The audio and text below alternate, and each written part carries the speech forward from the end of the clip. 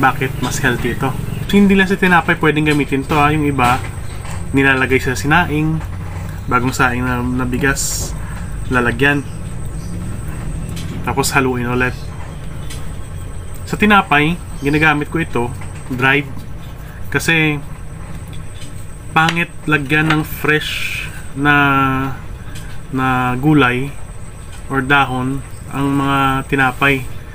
Sa experience ko ha, alam nyo kung bakit? Kasi yung mga fresh na gulay, yung mga dahon, consist of water pa ito. So kung yung niluluto mo is for example pandesal, pag nabulok ito sa loob ng pandesal, mas madaling masira yung pandesal mo, mapapanis. Tsaka masama yung lasa.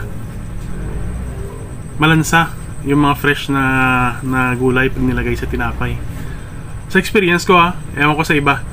Basta sa akin, sa pakiramdam ko ganon. Sa panlasa ko ganon. So, sa iba, kung may mga ibang info kayo, pwede nyo rin i-share sa baba.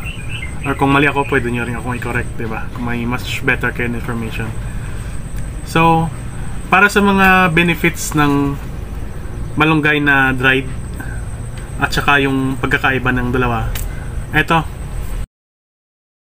So according kay Mr. Google, ang fresh leaves ay mayaman sa vitamin C na siyang magandang antioxidant.